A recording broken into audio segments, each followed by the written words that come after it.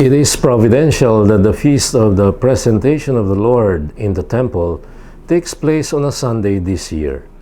Many years ago, this feast was known as the Purification of Mary, 40 days after the birth of her son. Talk about an extended Christmas for us Filipinos. Well, today this feast shows that Christmas really, and the essential meaning the event of the Incarnation has for us believers, is not uniquely Filipino after all. The extended Christmas spirit is true for the whole church all over the world today.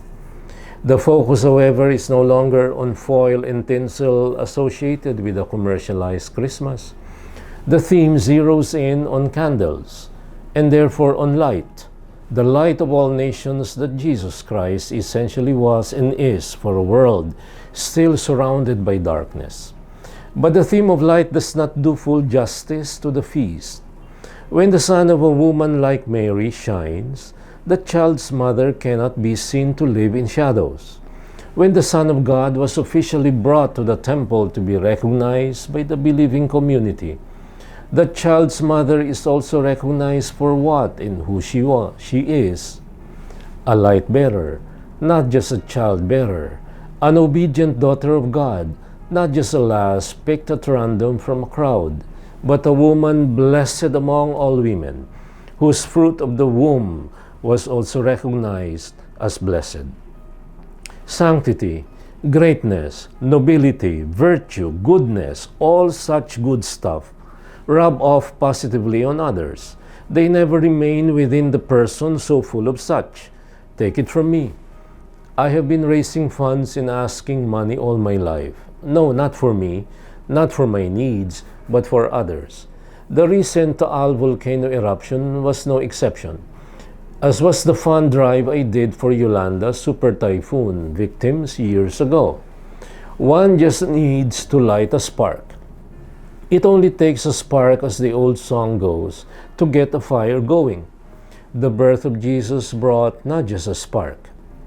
His presence in the world brought a conflagration. He has come indeed to set fire on the earth, and everyone who comes into contact with that fire is affected.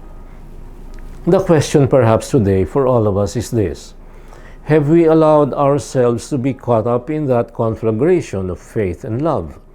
Is the feast of the presentation also our opportunity to set a conflagration of our own? Kobe Bryant, by no means a saint, was one such example. In his own way, he showed the world that faith, no matter how imperfect and weak, shines and affects others who are nearby. Kobe was no saint, but he was definitely no rascal.